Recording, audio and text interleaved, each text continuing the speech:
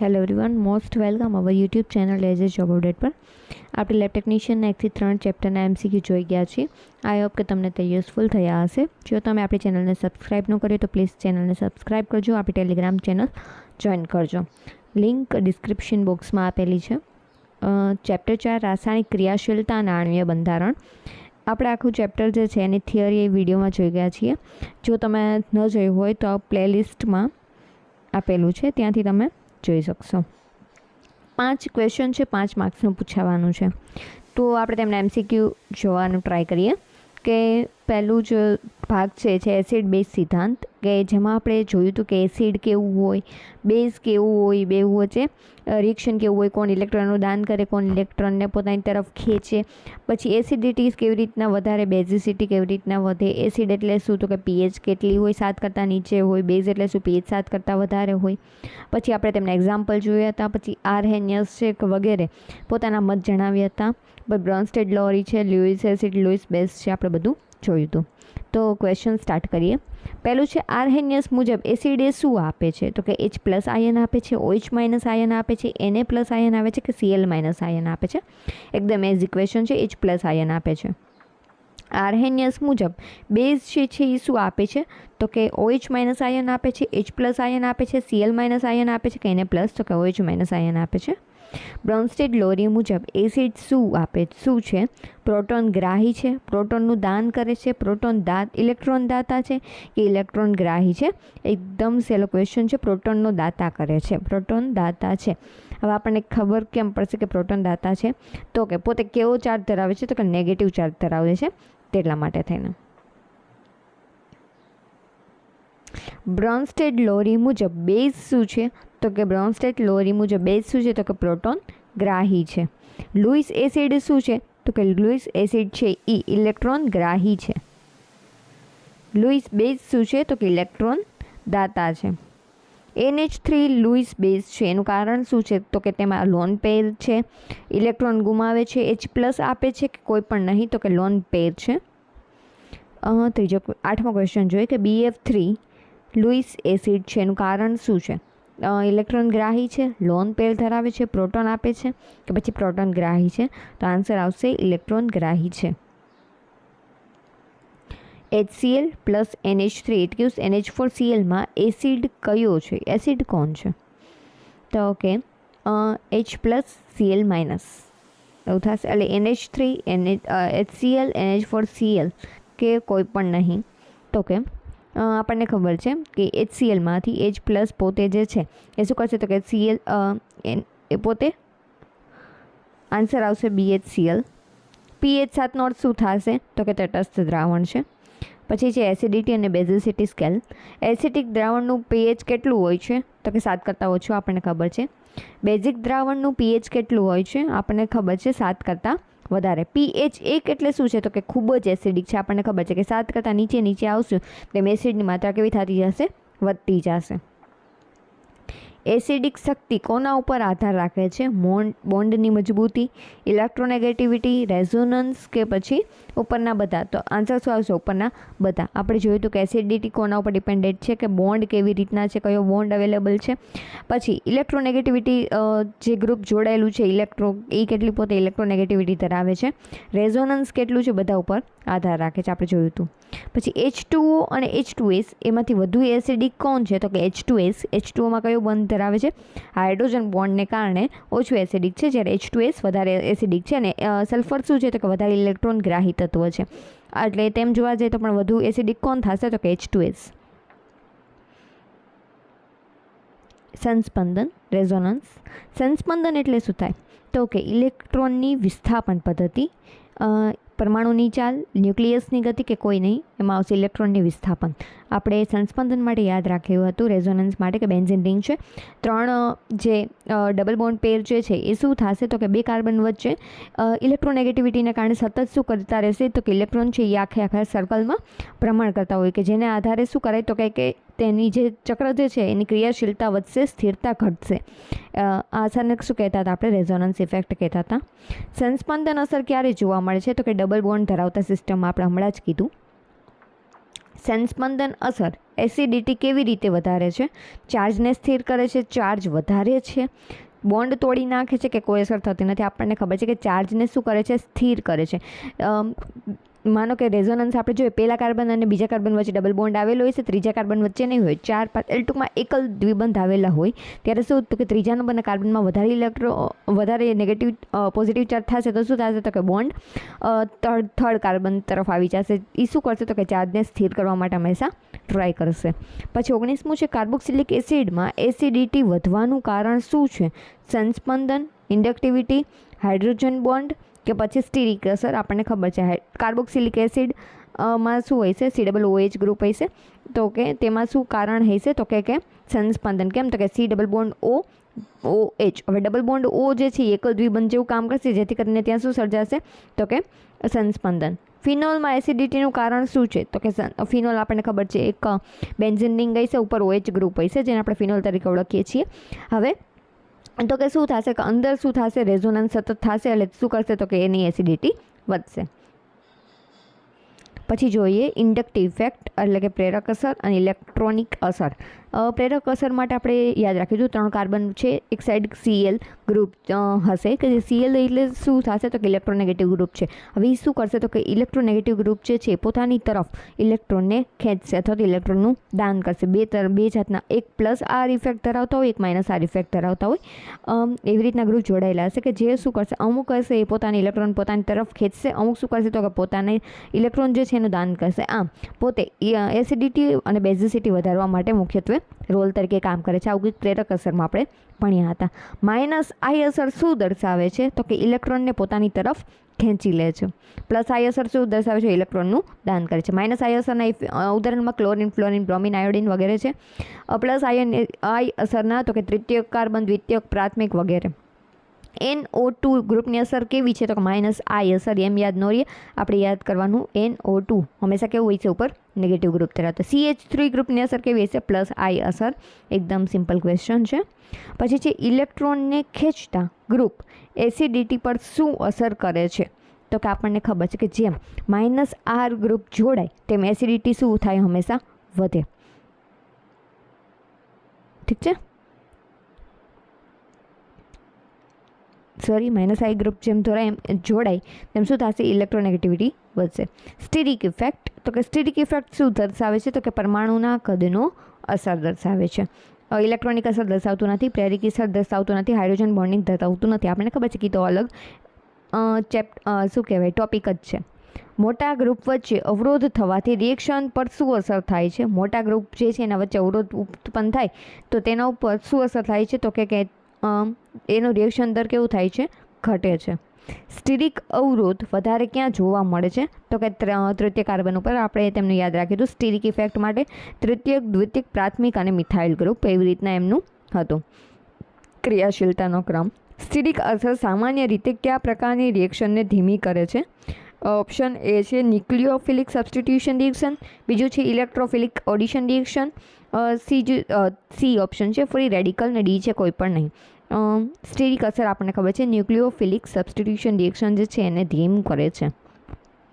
સ્ટીરિક અવરોધ રાસાયણિક સ્થિરતા ઉપર શું અસર કરે છે? તો કે સ્ટીરિક અસર જે છે આપણને ખબર છે સ્થિરતા વધારે છે અને ક્રિયાશીલતા ઘટાડે છે. હાઇડ્રોજન બોન્ડિંગ કોના વચ્ચે થાય છે? તો કે આપણને ખબર છે હંમેશા NOF, નાઇટ્રોજન, ઓક્સિજન અને ફ્લોરિન આવા 3 તત્વો હોય ત્યારે હાઇડ્રોજન બોન્ડ આપણને જોવા મળે છે. પછી છે આંતરમોલેક્યુલર હાઇડ્રોજન બોન્ડ કઈ અસર આપે છે? બોઇલ પોઈન્ટ વધારે છે, બોઇલિંગ પોઈન્ટને ઓછું કરે છે, વોલેટિલિટી વધારે છે કે કોઈ પણ? આપણને ખબર છે કે હાઇડ્રોજન બોન્ડ શું છે? તો એકદમ સ્ટ્રોંગ બોન્ડ છે. જો એનો એકદમ સ્ટ્રોંગ બોન્ડ હશે તો આપણને તોડવા માટે વધારે ઉર્જા આપવાની જરૂર પડશે. વધારે ઉર્જા આપવા માટે આપણે એમને આપીએ તો એનું બોઇલિંગ પોઈન્ટ શું થતું જશે? હંમેશા વધતું જશે. ઇઝીલી તમે આન્સર આપી શકો છો. પછી છે ઇન્ટ્રામોલેક્યુલર હાઇડ્રોજન બોન્ડ કઈ અસર આપે છે? તો કે વોલેટિલિટી વધારે છે, બોઇલિંગ પોઈન્ટ વધારે છે, એસિડિટી ઘટાડે છે કે કોઈ પણ નહીં? તો આપણને ખબર છે કે ઇન્ટ્રામોલેક્યુલર હાઇડ્રોજન બોન્ડ શું કરે છે? તો કે વોલેટિલિટી વધારે છે. અને આંતરમોલેક્યુલર કેવું કરશે? તો કે પોતે બોઇલિંગ પોઈન્ટને વધારે છે. આંતરમોલેક્યુલર બોન્ડિંગ પોઈન્ટ વધારે, ઇન્ટ્રામોલેક્યુલર વોલેટિલિટી વધારે. પાણીમાં હાઇડ્રોજન બોન્ડિંગ શું કરે છે? તો કે તેની ઘનતા અનોખી બનાવે છે, વેઇટ વધારે છે, દ્રાવ્યતા ઓછું કરે છે કે કોઈ પણ નહીં? તો કે તેની ઘનતા જે છે એ અનોખી બનાવે છે પાણીમાં હાઇડ્રોજન બોન્ડિંગ. હાઇડ્રોજન બોન્ડ કઈ જાતની બોન્ડ છે? આંતરમોલેક્યુલર આકર્ષણ, સહસંયોજક, ધાત્વિક કે આયોનિક? તો આપણને ખબર છે આંતરમોલેક્યુલર આકર્ષણ. હાઇડ્રોજન બોન્ડ કેટલો મજબૂત હોય છે? તો કે સહસંયોજક બંધ કરતાં નબળો હોય છે. ફિનોલમાં હાઇડ્રોજન બોન્ડ શું અસર કરે છે? તો કે એસિડિટી વધારે છે. હાઇડ્રોજન બોન્ડની દ્રાવ્યતા ક્યાં વધારે જોવા મળે છે? તો કે આલ્કોહોલમાં. કેમ? તો કે આલ્કનમાં નહીં. ઇથરમાં તો કે એક જ ઓક્સિજન ગ્રુપ જોડાયેલો હોય છે. કીટોનમાં તો કે C double bond O double bond આવેલો હોય છે, જ્યારે આલ્કોહોલમાં વધારે હોય છે તેમની દ્રાવ્યતા. પછી છે લુઈસ એસિડ અને લુઈસ બેઝ. લુઈસ એસિડ કઈ વસ્તુનો સ્વીકાર કરે છે? તો કે ઇલેક્ટ્રોનની જોડીનો સ્વીકાર કરે છે લુઈસ એસિડ. લુઈસ બેઝ શું કરે છે? તો કે ઇલેક્ટ્રોનની જોડીનું દાન કરે છે. લુઈસ એસિડ તો કે ઇલેક્ટ્રોનને પોતે ગ્રહણ કરે છે. લુઈસ બેઝ શું કરે છે? તો કે ઇલેક્ટ્રોનનું દાન કરે છે. લુઈસ બેઝ છે શું આપે છે? તો કે ઇલેક્ટ્રોનની જોડી. આપણને ખબર છે ઇલેક્ટ્રોનનું દાન કરે છે. AlCl3 લુઈસ એસિડ છે એનું કારણ શું છે? તો કે ઇલેક્ટ્રોન ડેફિશિયન્ટ છે, લોન પેર ધરાવે છે, પ્રોટોન આપે છે કે પાણીમાં દ્રાવ્ય છે? તો કે ઇલેક્ટ્રોન ડેફિશિયન્ટ છે. H2O લુઈસ બેઝ છે એનું કારણ શું છે? તો કે એ લોન પેર ધરાવે છે, ઇલેક્ટ્રોનને પોતાની તરફ ખેંચે છે, એસિડિક છે, પ્રોટોન આપે. એસિડિક નથી. ઇલેક્ટ્રોનને પોતાની તરફ ખેંચે છે? તો કે ના, પોતે સ્થિર છે. પ્રોટોન આપે છે? તો કે ના. એટલે ઓપ્શન શું હોય? તો એક તો કે લોન પેર ધરાવે છે. CO2 જે છે લુઈસ બેઝ છે, CO2 છે એ લુઈસ એસિડ છે એનું કારણ શું છે? તો આપણને ખબર છે લુઈસ એસિડ શું કરે? ઇલેક્ટ્રોન પોતે ગ્રહણ કરે છે. તો કે ઓપ્શન આવશે એ, ઇલેક્ટ્રોન ગ્રાહી છે. NH3 + BF3 it gives NH3BF3. એમાં કોણ લુઈસ બેઝ છે? તો કે NH3 લુઈસ બેઝ છે.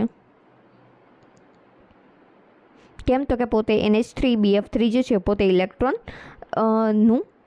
પોતાની તરફ ખેંચે છે. લુઈસ એસિડ બેઝ રિએક્શન કયા પ્રકારનું બંધ બનાવે છે? તો કે સંકલિત બંધ, કોઓર્ડિનેશન બોન્ડ. ટોટોમરિઝમ શું છે? તો કે એક જ સંયોજનના બે રૂપ વચ્ચે થયેલું સંતુલન. પછી છે કીટોઇનોલ ટોટોમરિઝમ કયા પ્રકારનો છે? પ્રોટોન પરિવર્તન પ્રકાર, પછી છે રેઝોનન્સ પ્રકાર, પછી છે રેડોક્સ પ્રકાર કે એડિશન પ્રકાર. કીટોઇનોલ ટોટોમરિઝમ કેવું છે? તો કે પ્રોટોન પરિવર્તન પ્રકાર. એસિટોનમાં કયો રૂપ વધારે સ્થિર હોય છે? કીટો રૂપ, ઇનોલ રૂપ કે બંને સમાન કે પછી કોઈ પણ નહીં? આપણને ખબર છે કીટોઇનોલમાં એસિટોનમાં કયું હશે? તો કે કીટો રૂપ જે છે એ વધુ અસ્થિર હશે. ઇનોલ રૂપમાં ડબલ બોન્ડ ક્યાં હોય છે? Carbon carbon, carbon oxygen, hydrogen oxygen કે નાઇટ્રોજન કાર્બન? ઇનોલ તો કે કાર્બન કાર્બન ઉપર હશે ડબલ બોન્ડ. ટોટોમરિઝમ કઈ અસરથી સ્થિર બને છે? હાઇડ્રોજન બોન્ડિંગ, સંસ્પંદન અસર, સ્ટીરિક અસર કે પછી પ્રેરક અસર? આપણને ખબર છે ટોટોમરિઝમમાં શું હોય છે? તો કે સંસ્પંદન અસરથી પોતે શું થશે? તો કે સ્થિર બનશે. પછી છે એસેટો એસિટિક એસ્ટર ટોટોમરિઝમનું ઉદાહરણ છે. કયું? તો કે કીટોઇનોલ. કીટોઇનોલ ટોટોમરિઝમમાં કયો પરમાણુ ખસે છે? હાઇડ્રોજન, ઓક્સિજન, કાર્બન કે નાઇટ્રોજન? આપણને ખબર છે હાઇડ્રોજન. ઇનોલિક ગ્રુપ કઈ રીતે ઓળખી શકાય છે? ઇનઓલિક તો કે OH ગ્રુપ અને C ડબલ બોન્ડ C સાથે, NH2 COOH group, NO2. NH2 એટલે આપણને ખબર છે અમાઇનમાંથી આવશે, COOH કાર્બોક્સિલિક એસિડ ગ્રુપ આવશે, NO2 નાઇટ્રો ગ્રુપમાંથી આવશે. તો વધ્યું કયું? એક OH ગ્રુપ અને C ડબલ બોન્ડ C સાથે. ઇનોલ ટોટોમર્સ વધારે સ્થિર બને ક્યારે બને? તો કે જો હાઇડ્રોજન બોન્ડિંગ હોય, જો લોન પેર ન હોય, જો બોન્ડ મજબૂત ન હોય કે કોઈ પણ નહીં? તો કે જવાબ આવશે જો હાઇડ્રોજન બોન્ડ બને. એસિડિક માધ્યમમાં ટોટોમરિઝમ કેવી રીતે થાય છે? પ્રોટોન દાન દ્વારા, પ્રોટોન ગ્રહણ દ્વારા, ઇલેક્ટ્રોન ટ્રાન્સફરથી કે કોઈ પણ નહીં? તો આન્સર આવશે પ્રોટોન દાન દ્વારા. એસિડિક માધ્યમમાં ટોટોમરિઝમ કેવી રીતે થાય? તો કે પ્રોટોનના દાન દ્વારા. સંસ્પંદન vs ટોટોમરિઝમનો તફાવત આધારિત આપણે ક્વેશ્ચન જોઈએ. તો કે સંસ્પંદન અને ટોટોમરિઝમ વચ્ચે મુખ્ય તફાવત શું છે? સંસ્પંદનમાં પરમાણુ સ્થિર હોય છે અને ટોટોમરિઝમમાં ખસે છે. હા, એ જ છે. સંસ્પંદનમાં બેન્ઝીન રિંગવાળું આપણે ઉદાહરણ જોયું કે જેમાં શું થાય, સતત ફરતું રહે, અને ટોટોમરિઝમમાં કેવું થશે તો કે પરમાણુ જે છે એ પોતે ખસે છે ટોટોમરિઝમમાં. સંસ્પંદન કઈ પ્રક્રિયા છે? Electronic, molecular, nuclear, ionic. તો આપણને ખબર છે ઇલેક્ટ્રોનિક, કારણ કે ઇલેક્ટ્રોનનું સતત ખસ્યા કરે છે. ટોટોમરિઝમ કઈ પ્રક્રિયા છે? વાસ્તવિક સંતુલન, કલ્પિત, ફિક્સ કે પછી ડબલ બોન્ડ તૂટે છે? તો આપણને ખબર છે વાસ્તવિક સંતુલન છે ટોટોમરિઝમમાં. સંસ્પંદન ચાર્જ શું કાર્ય કરે છે? વિસ્થાપિત થાય છે. હા, આપણને ખબર છે કે પહેલા કાર્બન હોય પછી ત્યાંથી ત્રીજા કાર્બન, 3 થી 5, તેવી રીતના સતત શું થાય છે? વિસ્થાપન થાય છે. ટોટોમરિઝમમાં કયો બોન્ડ તૂટે છે? આપણને ખબર છે કાર્બન હાઇડ્રોજન વચ્ચેનો બોન્ડ તૂટે છે ટોટોમરિઝમમાં. મહત્વપૂર્ણ ક્વેશ્ચન જોઈએ બીજા. ફિનોલની એસિડિટી વધુ છે, એનું કારણ શું છે? એ, સંસ્પંદન દ્વારા નેગેટિવ ચાર્જ વિસ્થાપિત થાય છે, લોન પેર નથી, મોટો અણુ છે, સ્ટીરિક અસર છે. આપણને ખબર છે એસિડિટી માટે નેગેટિવ ચાર્જ છે એ વિસ્થાપિત થાય છે, જેના કારણે ફિનોલની એસિડિટી શું થાય છે? વધે છે. એસિટિક એસિડની એસિડિટી વધે છે ક્યારે? એસિટિક એસિડની ક્યારે વધાય? એસિડિટી ક્યારે વધે? આપણને ખબર છે નેગેટિવ ગ્રુપ જ્યારે જોડાય ને ત્યારે વધારે. હવે તેમાં ઓપ્શન જોઈએ આપણે. Cl ગ્રુપ જોડાય એટલે માઇનસ ઇફેક્ટ આપશે. Ca3 પ્લસ, એ તો ઓપ્શનની બહાર. OH માઇનસ છે. NH2 તો કે હોઈ શકે. તો વધારે કયું નેગેટિવ ગ્રુપ ધરાવે છે? તો કે Cl ગ્રુપ જોડાય ત્યારે. એસિડિટી સ્કેલ કોના પર આધારિત છે? pH ઉપર, હાઇડ્રોજનની સાંદ્રતા ઉપર, બેઝિકિટી ઉપર કે A અને B બને? તો કે આપણને ખબર છે A અને B બને. pH ઉપર એસિડિટીનો સ્કેલ આધાર રાખે છે અને હાઇડ્રોજનની સાંદ્રતા ઉપર આધાર રાખે છે. આપણે સૂત્ર જોયું હતું કે pH બરાબર શું થાય? Minus logarithm of H plus. એટલે હાઇડ્રોજનની સાંદ્રતા ઉપર આધાર રાખે છે અને pH ઉપર પણ આધાર રાખે છે. બેઝિસિટી માપવાનો એકમ શું છે? પ્રોટોન ગ્રહણ ક્ષમતા, ઇલેક્ટ્રોન ગ્રહણ ક્ષમતા, બોન્ડ તોડવાની ક્ષમતા કે ઓક્સિડેશન? મોસ્ટ ટાઈમ યાદ રાખવા જેવું કે પ્રોટોનની ગ્રહણ ક્ષમતા જે છે એ બેઝિસિટી માપવાનો એકમ છે.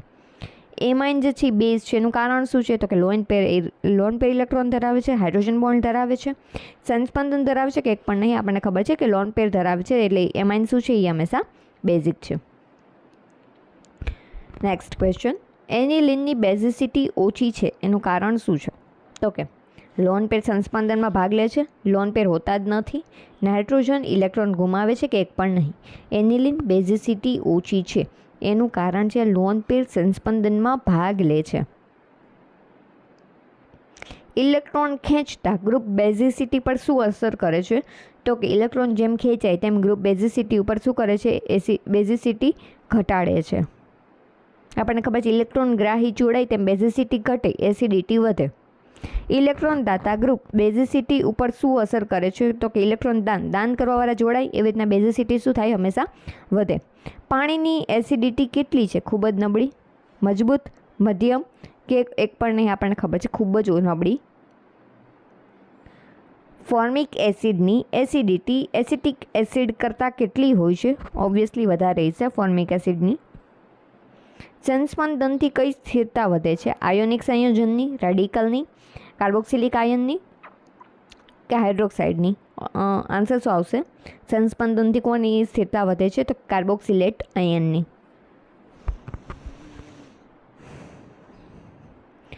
72 ક્વેશ્ચન નંબર. પ્રેરક અસર કઈ દિશામાં ફેલાય છે? સિગ્મા બોન્ડ મારફતે ફેલાય છે, પાઈ બોન્ડ મારફતે, બંને કે એક પણ નહીં? તો ઓબ્વિયસલી પ્રેરક અસર હંમેશા સિગ્મા બોન્ડ મારફતે ફેલાય છે. પાઈ બોન્ડમાં શું આવશે? રેઝોનન્સવાળું આવશે, કીટોઇનોલ આવશે વગેરે. નેક્સ્ટ ક્વેશ્ચન જોઈએ. તો કે સંસ્પંદન અસર કઈ દિશામાં ફેલાય છે? આપણને ખબર છે પાઈ બોન્ડિંગને કારણે. ઈ અને કીટોઇનોલ બે પાઈ બોન્ડિંગમાં આવશે. એસિડિટી અને બેઝિસિટી વચ્ચે કયો સંબંધ છે? વિપરીત સમાન સંબંધથી. તો આપણને ખબર છે વિપરીત છે. એક પોતે ઇલેક્ટ્રોન ગ્રાહી જેમ જોડાય તેમ વધે છે, એક ઇલેક્ટ્રોન દાતા જોડાય તેમ વધે છે. એકની pH 7 કરતાં ઓછી હોય છે, એકની pH 7 કરતાં વધારે હોય છે. ટોટલી એકદમથી ડિફરન્ટ છે. વધારે એસિડિટી એટલે શું થાય? તો કે વધુ H પ્લસ છોડવાની ક્ષમતા, વધુ OH માઇનસ આપે, વધુ પ્રોટોન ગ્રહણ કરે. આન્સર આવશે એ, વધુ H પ્લસ છોડવાની ક્ષમતા, વધુ OH માઇનસ આપે. તેમાં શું આવશે? તો કે બેઝિસિટીનો સ્કેલ આવશે. વધુ પ્રોટોનનું ગ્રહણ કરે, પોતે ગ્રહણ કરવાની ક્ષમતા આવી એટલે પોતે શું આવશે? તો કે એ બેઝિસિટીનો ગુણધર્મ આવશે. એટલે આન્સર આવશે એ, વધુ H પ્લસ છોડવાની ક્ષમતા. આઈ હોપ કે તમને આ ચેપ્ટર યુઝફુલ થયું હશે. 5 માર્ક્સનું છે, 5 ક્વેશ્ચન છે. થોડું ઓર્ગેનિક સારું હોય તો ઇઝીલી આપણે ક્વેશ્ચનનો આન્સર આપી શકીએ. હવે એક વખત આપણે રિવિઝન કરવાનું જો કહીએ તો પહેલાં તો આપણે શું જોયું, એસિડ ને બેઝ. એસિડ બેઝ વચ્ચે જ્યારે સિદ્ધાંત આપવામાં આવ્યો તો કે પહેલો તો આર્હેનિયસ સિદ્ધાંત, બીજો તો બ્રોન્સ્ટેડ-લોરી સિદ્ધાંત, ત્રીજો તો લુઈસનો સિદ્ધાંત. આર્હેનિયસ સિદ્ધાંત શું કહેતો હતો તો કે એસિડ એવા પદાર્થ છે કે જેમાં પાણી જે છે એમાં ઓગળી અને H+ આયન આપે છે. એને શું કીધું હતું આપણે? એસિડ. જે આયન છે એ H+ આયન આપે એ પોતે કેવા હોય? આર્હેનિયસ એસિડ હોય. અને બેઝ પદાર્થ કેવા હોય તો કે પાણીમાં ઓગળી અને OH- આયન આપે તે.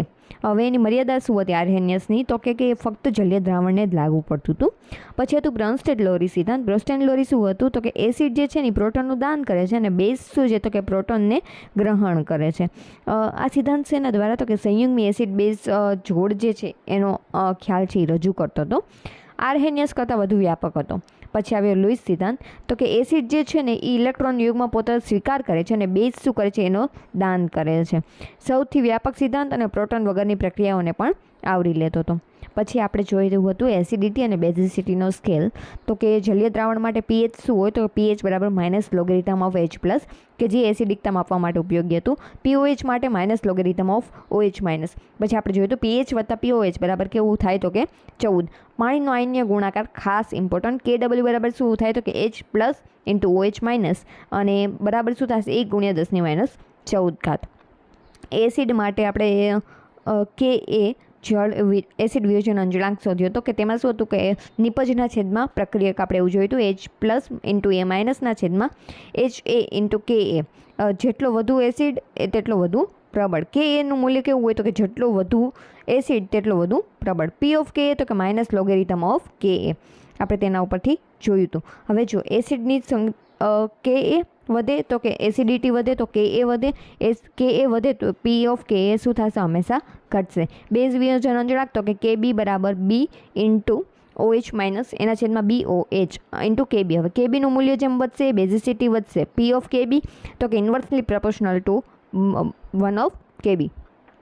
હવે પછી આપણે જોયું હતું સંસ્પંદન અસર. તો કે સંસ્પંદન અસરમાં શું કહેતા હતા કે જ્યારે કોઈ અણુ એક આયન એક જ લુઈસ બંધારણ દ્વારા દર્શાવી ન શકાય પરંતુ તેના ગુણધર્મ એક કરતાં વધુ બંધારણોમાં મિશ્રણ તરીકે સમજાવી શકાય તેને શું કહેવામાં આવતું હતું? સંસ્પંદન.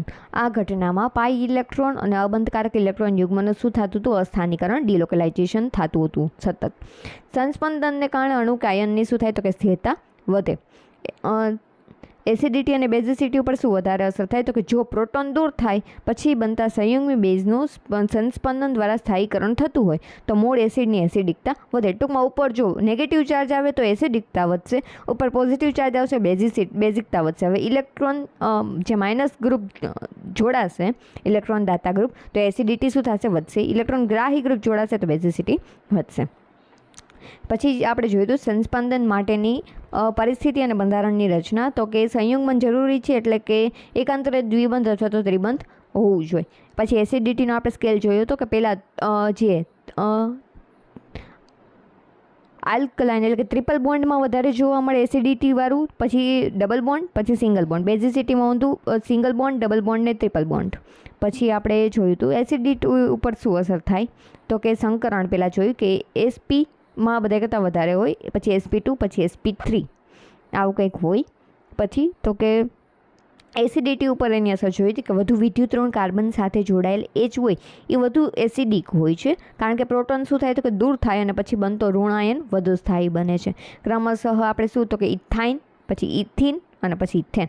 ટૂંકમાં એસિડિટી માટે 3, 2, 1 અને બેઝિસિટી માટે 1, 2, 3 આપણે આવું યાદ રાખ્યું હતું. પછી પ્રેરક અસર અને ઇલેક્ટ્રોનિક અસર આપણે જોયું તો કે પ્રેરક અસર શું થાય તો કે વિદ્યુતઋણ તત્વ અથવા તો વિદ્યુતઋણતાના તફાવતને આધારે સિગ્મા બોન્ડ જે છે એનું ધ્રુવીભવન થાય અને શૃંખલામાં શું થાય તો કે આગળ અંતર શું થાય ઝડપથી ઘટે. એના બે પ્રકાર હતા, -I અસર અને +I અસર. તો કે -I અસરવાળા જેવા તત્વ જોડાય તો શું થાય તો કે એસિડિટી વધે અને +I માટે બેઝિસિટી વધે. પછી આપણે જોયું સ્ટીરિક ઇફેક્ટ અને હાઇડ્રોજન બોન્ડિંગ. તો કે સ્ટીરિક અસરમાં શું હતું તો કે મોટા સમૂહો જે છે એના વચ્ચે અવકાશીય અવરોધને કારણે પ્રક્રિયામાં પડતી મુશ્કેલીઓ અથવા તો અણુઓની ગોઠવણી પર થતી અસર. તે આયનના સોલ્યુશનને અસર કરી અને સ્થિરતા અને એસિડિટી અથવા તો બેઝિસિટી બદલી શકે છે. પછી આપણે જોયું હાઇડ્રોજન બોન્ડિંગ. વધુ વિદ્યુતઋણ પરમાણુ સાથે જોડાયેલા હાઇડ્રોજન અને નજીકના બીજા વધુ વિદ્યુત ઋણ જે છે એ પરમાણુ વચ્ચે શું થશે? આકર્ષણ બળ. હાઇડ્રોજન બંધ વધે તો એસિડિટી વધે અને બેઝિસિટી શું થશે? તો કે ઘટશે. પછી આપણે જોઈએ હાઇડ્રોજન બોન્ડિંગમાં બે હતું કે અંતઃઆણવીય અને આંતરાણવીય. તો કે અંતઃઆણવીયમાં થશે તો શું થશે? તો કે તેમના જે બોઇલિંગ પોઈન્ટ જે છે એ વધશે અને આંતરાણવીય છે તો શું થશે? તો કે એની જે વિસ્કોસિટી જે છે એ વધશે. પછી આપણે જોયું હતું લોઇસ એસિડ, લुईस બેઝ. લुईस એસિડના ઉદાહરણમાં BF3, LCl3, KH+ વગેરે હોઈ શકે. પછી લुईस બેઝમાં NH3, H2O અને OH- અને Cl-. લुईस બેઝ ઇલેક્ટ્રોન યુગ્મ દાતા હોય છે. લुईस એસિડ ઇલેક્ટ્રોન યુગ્મને સ્વીકારનાર હોય છે. પછી આપણે જોયું હતું કીટોઇનોલ ટોટોમેરિઝમ. ટોટોમેરિઝમમાં શું આપણે જોયું હતું? તો કે બે જે કીટોન અને ઇનોલ બે ગ્રુપ જ્યારે પ્રેઝન્ટ હોય ત્યારે શું થશે? તો કે દ્વિબંધ વિસ્થાપન થશે. બોન્ડ કયો હશે? હંમેશા કાર્બન અને હાઇડ્રોજન વચ્ચેનો બોન્ડ હશે કે જેમાં ફેરફાર થશે. કીટોઇનોલ જે ચલરૂપકતા છે એ હંમેશા કેના? પાયબંધને કારણે થશે, પાયબંધ વિસ્થાપનને આધારે. જ્યારે આપણે આર પ્રેરક અસર અને જે ઇલેક્ટ્રોનિક અસર જે છે એ સિગ્મા બોન્ડના વિસ્થાપનને કારણે થાય છે. કીટોઇનોલ ચલરૂપકતામાં C+O અને C+COH ગ્રુપ વચ્ચે થાય છે અને આલ્ફા હાઇડ્રોજનનું સ્થાનાંતર થાય છે અને દ્વિબંધનું સ્થાન બદલે છે. હંમેશા માટે યાદ રાખવા જેવું છે. પછી તો કે સંસ્પંદન અને ટોટોમેરિઝમ વચ્ચેનો તફાવત આપણે જોયું હતું કે સંસ્પંદનમાં શું થાય છે? તો કે ઇલેક્ટ્રોનનું સ્થાનાંતર જાય છે, પરમાણુનું સ્થાનાંતર થતું નથી. અને ટોટોમેરિઝમમાં શું થશે? ઇલેક્ટ્રોન અને ઓછામાં ઓછા એક પરમાણુ જે છે એનું સ્થાનાંતર થાય છે. ચલરૂપકો વાસ્તવિક અલગ રાસાયણિક સ્પીસીઝ અને એકબીજા સાથે ગતિશીલ સંતુલનમાં હોય છે. આઈ હોપ કે આ ચેપ્ટર આપણને યુઝફુલ થયો હશે. 5 માર્ક્સનું છે, 5 ક્વેશ્ચન પૂછાય છે. એસિડિટી, બેઝિસિટી, પ્રેરક અસર, ઇલેક્ટ્રોમેરિક અસર, પછી સંસ્પંદન અને કીટોઇનોલ ચલરૂપકતા કે જેના મેનલી ટોપિક છે.